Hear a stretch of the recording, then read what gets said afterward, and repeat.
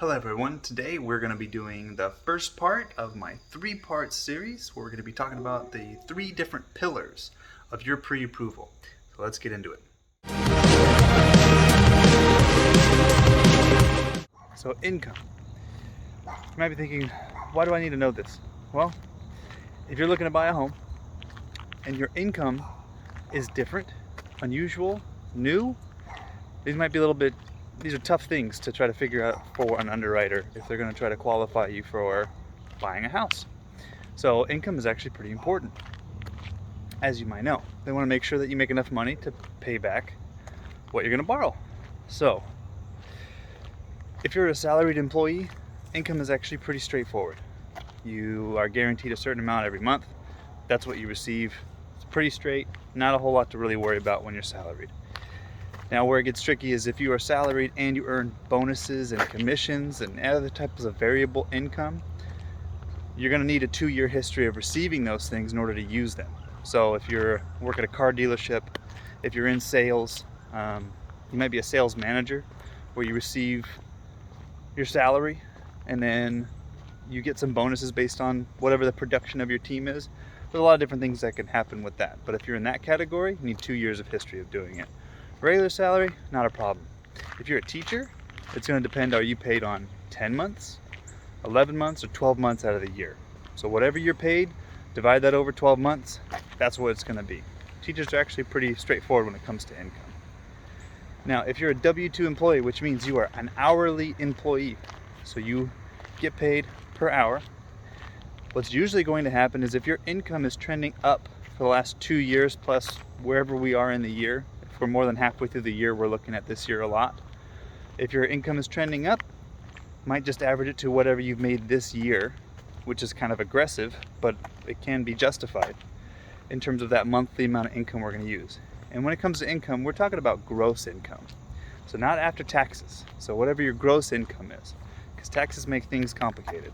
They want things to be as simple as they can be, even though it's still a pretty complicated thing.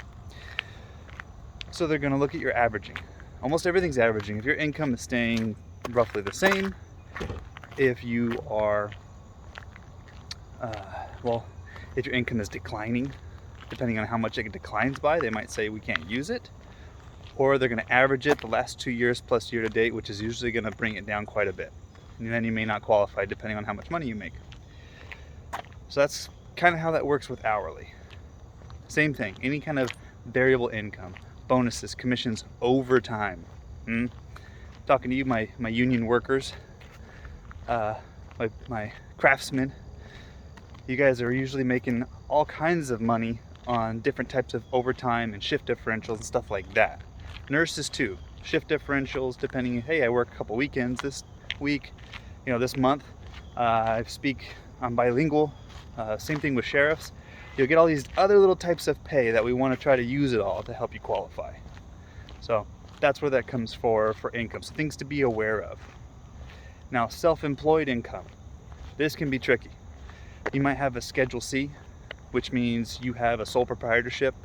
You have a side business that you run, or it could be your main source of income. You could have a partnership, a corporation, LLC. LLCs are usually run through your individual, but you might have these other types of taxes now. This is kind of the rule of thumb, something to be aware of, is whatever you tell the government you made is pretty much what we have to go by. And what I mean by that is, it's not your gross income. It's your net income. It's what you have left over after you write everything off that you can. So, for instance, if you say, I made $75,000 in gross receipts, cool. After you write off all your expenses, let's say you've got $20,000 left showing as your net income. We have to go by the 20. And I don't know if you know this, but if you divide 20 across a year, it's not going to give you very much income. In fact, it's usually writing off too much of your income when you're self-employed is what makes it to where you're not going to be able to buy a house. There's some things we can add back, but not much. Mostly depreciation of a vehicle through business miles, depreciation of other assets that are used for work. Things like that, but it doesn't usually turn out to be very much. So when you're doing your taxes, if you were looking to buy a home anytime within the next, 2 years, 3 years, we're gonna need those taxes. and you're going to need to show some income. So you got to find that balance of how much do I want to pay the IRS because of the income I'm showing versus how much do I want to buy a home. So things to be aware of when you're self-employed. Now, why is any of this stuff important? Well, if you are looking to buy a home and you just changed jobs, you were salaried and now you're W-2'd, it's going to be a little tough to figure your income because you need history. That's what underwriters are looking for. They're looking for your history. They're looking for a trend. How can I look at this person's history to determine if they're going to be able to pay back this mortgage for the next 30 years, 20 years, 10 years, whatever your mortgage term is? That's what they're looking for.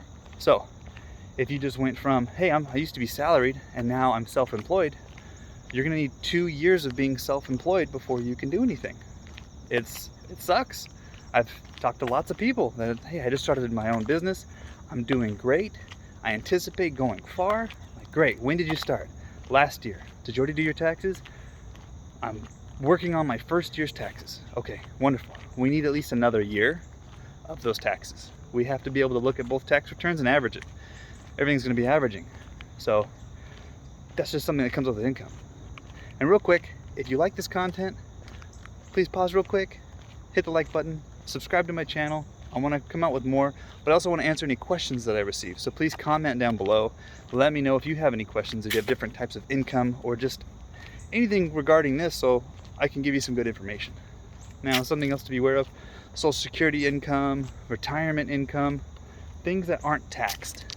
Usually we can gross those up because they're not being taxed, depending on what type of loan you're trying to do. It might be something like 25% increase. It might be something that's like 15%. It really depends on the loan program, but you can usually gross those up.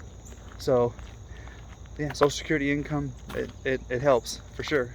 If you're receiving Social Security income on behalf of a child, you know, let's say they have disabilities, or you're a widow or a widower and you're receiving on behalf of someone else, you can count that as income too.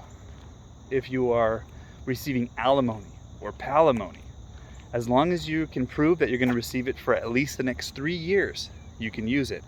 So if you're receiving it for 2 kids and they're 16 and 17, you're not going to be able to use it because they're going to hit 18 where that income is no longer guaranteed before the 3-year mark.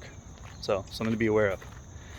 Palimony, alimony, if you're receiving that, we can use it as long as you've been receiving it consistently and it's been the amount that it's supposed to be. More than once have I dealt with someone supposed to be receiving a certain amount. They're not getting paid that amount because the other person's not doing it on a regular basis, or they're doing different amounts. It muddies the water.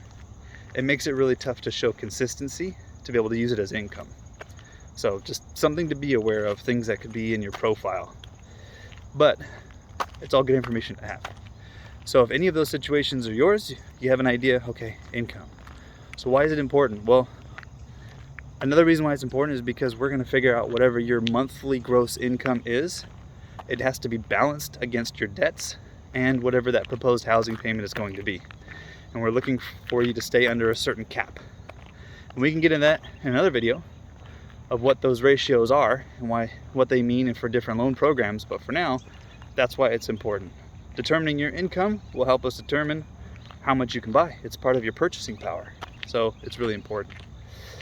So that's it for today. This is the first pillar of a 3-part series of your pre-approval, what it means. So yes, if you haven't already, please like the video, subscribe, comment below. We can start a dialogue. I'd love to chat with you, see if I could help you in any way with just getting you better information from just Googling information. You know, it's very convoluted. There's a ton of caveats to everything. So any way that I could help, of course, I'd love to help. So thanks for tuning in. We'll check back with you next time. Bye.